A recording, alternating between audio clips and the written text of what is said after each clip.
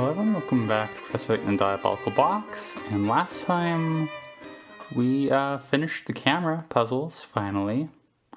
We'll save the house stuff for later, just because, like, at this point we're doing cleanup anyway, so it's going to be all puzzles no matter what, so... speaking of which, today we're doing the easiest cleanup, and we're going to...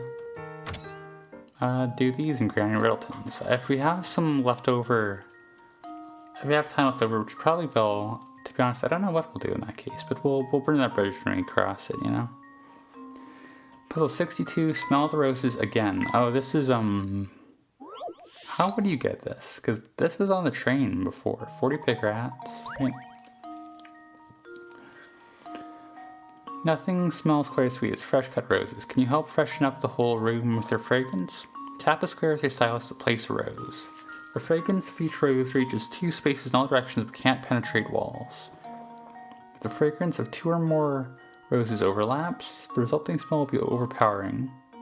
So make sure to keep your roses spaced out. To remove an existing rose, just tap it again.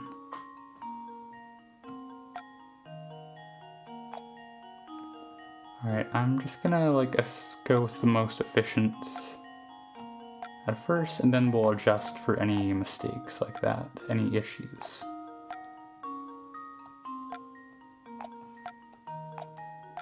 Like that? Alright, easy enough. Here goes! We may have to do some, Ladies, we'll look for what the puzzles are missing if we finish this up here. With those roses in place, the whole room will be smelling great before you know it.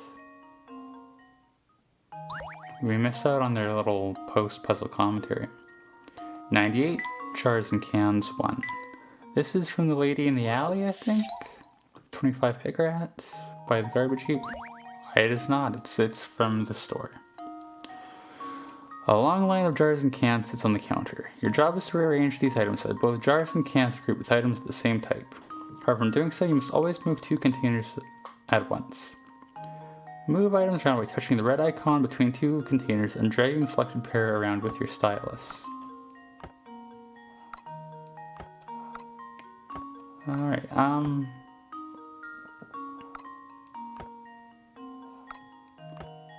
mean, fundamentally, this is just gonna be a slidey puzzle. Never mind, I saw it. I was gonna say. So we will have to do some fast forwarding. We will not have to do any fast forwarding. There we have it.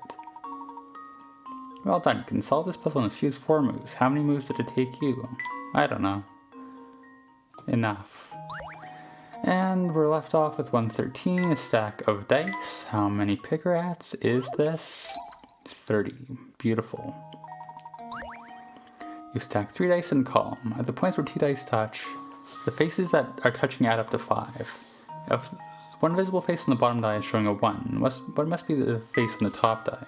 In case you're wondering, each die is identical, and all sets of opposing faces on each die add up to 7. So this one has to be either 2, 3, or 4. It can't be 5. So write it like this. The bottom one is 2, 3, or 4, in which case it is going to be linked up with 3, 2, or 1.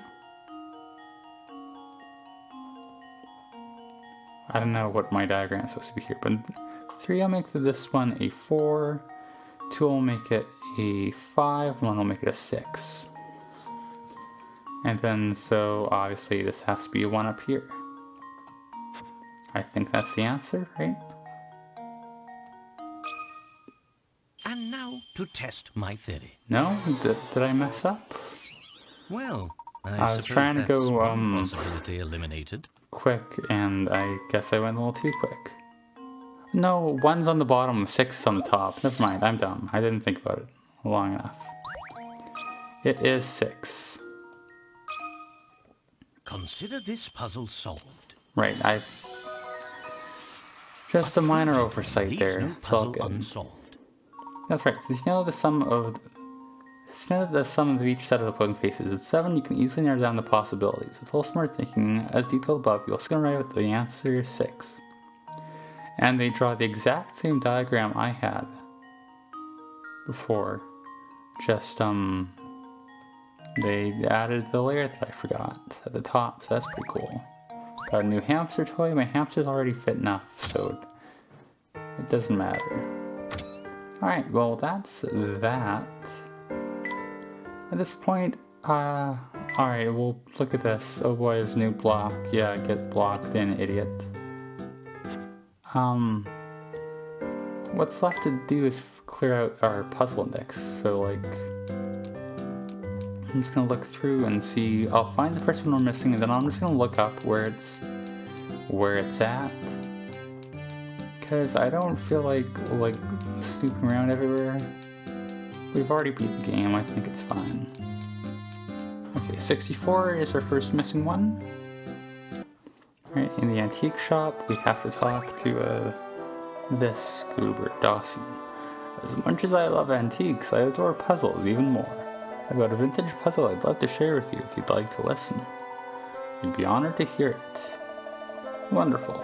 This puzzle involves a certain rare vase in my collection. It's on display right over there.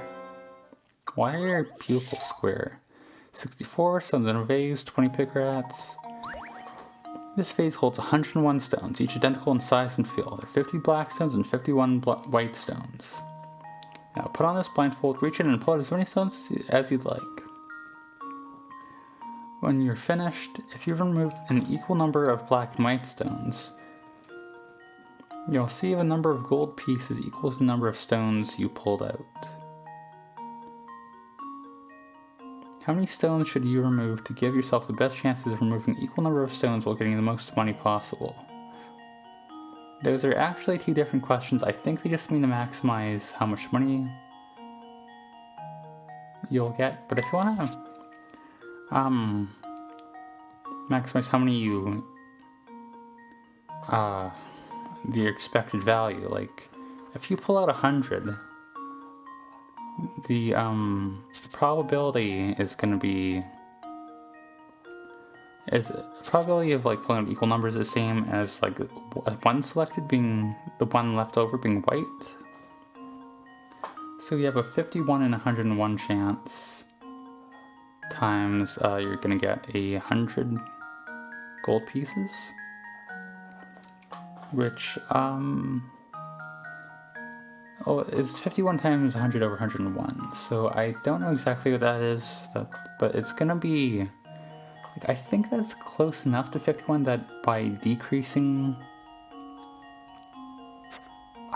I'm not gonna I didn't prove it, but I feel like it's gotta be 100, right? And now to test my theory. Yeah, okay. I don't want to go through like the exact details of the maths, but well done. If you remove 100 stones from the vase, only one will remain inside. If the remaining stone is white, it means you successfully removed 50 stones of each color. Of course, just removing 2 stones will give you the same chance of running the coins as removing 100 coins. Sorry, just removing 2 stones would give you the same chance of winning the coins as removing 100 stones, but the amount of money you receive for successfully removing 100 stones dwarfs the reward you'd receive for 2 stones.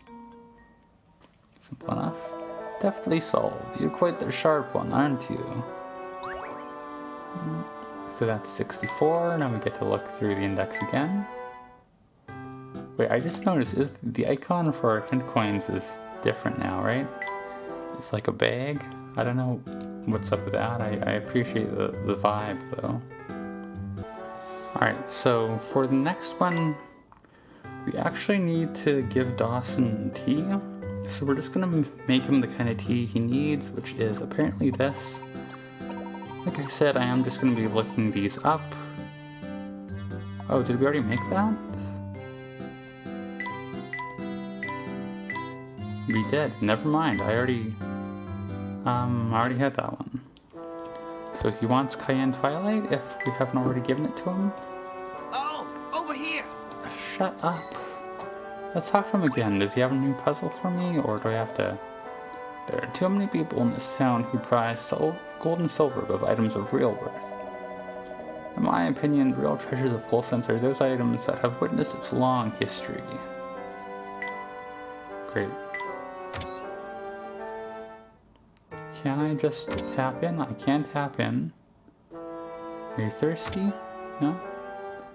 Like, it says you can make people thirsty like this, like as it worked for that child out there. If I talk to you again... I did not tap you a second time, but sure.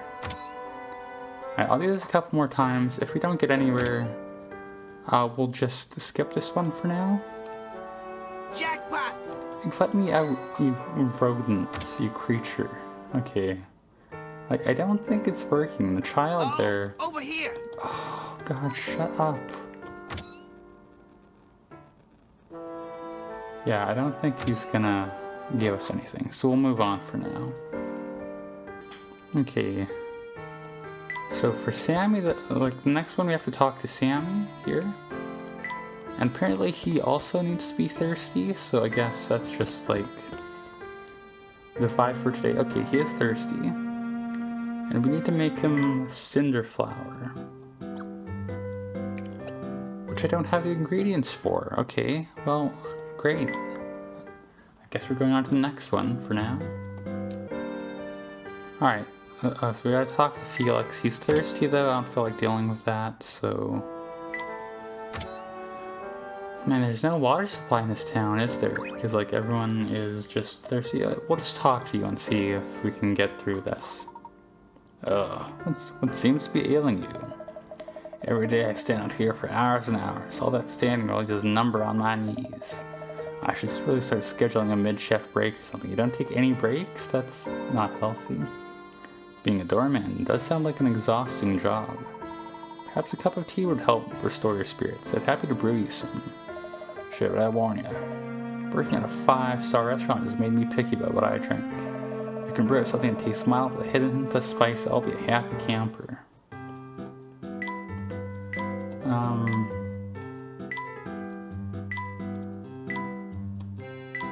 Here you go. That's mild. Unfortunately, the tea brewed didn't go over well with Felix. I hate to sound ungrateful, but this tea just isn't cutting it. Alright, good. I'm glad. Give me my puzzle. Business has been slower than a one-legged turtle. With no customers, I don't really have much to do, you know? Do you have any other duties here besides watching the door? Yeah, little things. Just the other day, the boss, he tells me to make copies of the menu. He showed it off on me because it's a pain to do. What do you say in helping me fold these bad boys? There we go. 69 copying the menu, 25 pick rats. The menu you see here has been folded into thirds with print on both sides, meaning in total there are 6 pages to it. The boss needs lots of copies, but your copy machine can copy a maximum of 2 adjacent pages at once. To save time, you want to complete a copy of the menu and as few passes through the machine as possible. What is the fewest number of passes through the machine need to make in order to create a full duplicate of the menu? 3, right? Because like the idea is that you do 2, then you fold this over and you do this one and the flip side of this, and then you do these 2 together. Is that, if I'm understanding it correctly? Which I very well could be not. I am. Alright, perfect. Layton's apprentice strikes again. Good job. If you fold and copy the menu as shown above, you can create a complete duplicate of the menu in just 3 passes through the machine.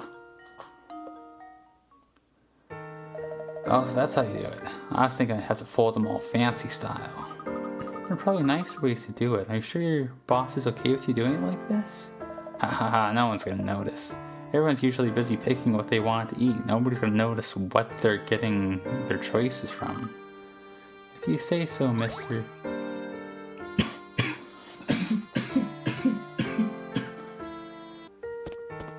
Alright, our next one is over here. At the cabaret, of course. Jackpot! Shut up. So, talk to, what's your name? Ilyana.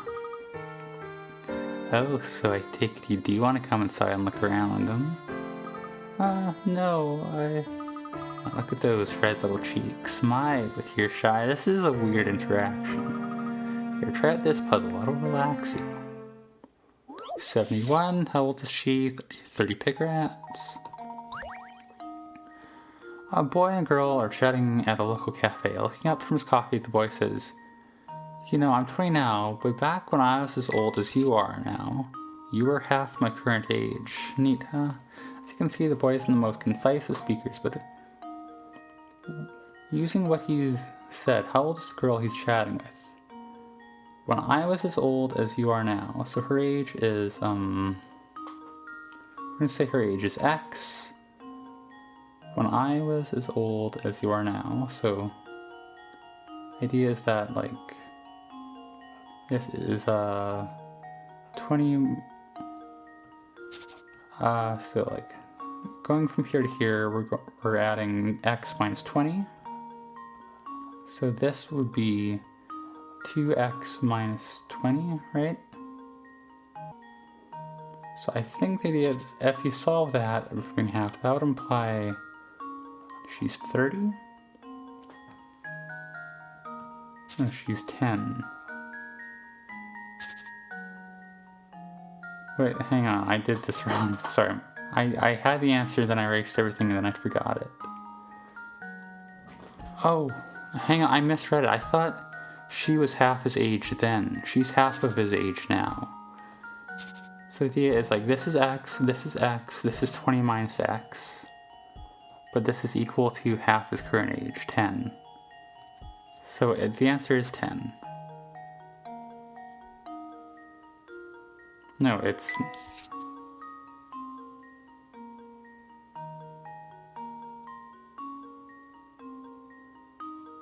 It's 15. Yeah, I did the math wrong, but it's... The answer is 15, right? Because the idea... He's 20, she's 15. Back then, she was he is 15, she was 10. Just leave it to me. I set everything up wrong. Ignore what I was saying. But there you go.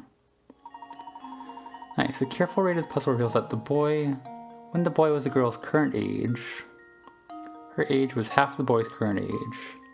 The boy's current age is 20, so half that is 10. So the girl must have been 10 back then. So it has to be the midpoint, 15. Once you know this in factor in the other tense, it's obvious the girl must be 15 now. What was that animation? What was that? That was crazy. Oh, you're a clever one. I love clever boys. They make me swoon, they honestly do. Tee-hee-hee. How old are you? Like, I think Luke is like 10, right? Clever? Me? Oh, you're getting all red again. That's just adorable. Come back anytime. We got a diary key? Okay, after the end of the game, but... Let's read it. In order to deal with the swine who sneak in the full sense by night like rats and steal our gold, I decided to quite literally play the part of a monster. The focused on this, at times my thoughts turned to that gilded box and lit inside. And I suspect that neither made it to her. Oh, my dear Sophia, just to hear from you is all I desire. Well, alright, that's a bit of a... I mean, it's not a great note, it's not like super happy, but it's better than like what was ever going on with Ilyana there. Of a note to end things off on. Found one. Shut up. I guess the animation she did is what she's doing there on the overworld. It's still kind of weird, but yeah, next time we'll do some more cleanup. I feel like today went a bit slower than it should have, just because of like how many were like locked behind things we can't actually do yet. But yeah, next time, I don't know, I don't remember how many there are in total, but looks like we'll be doing this for a little while, if nothing else.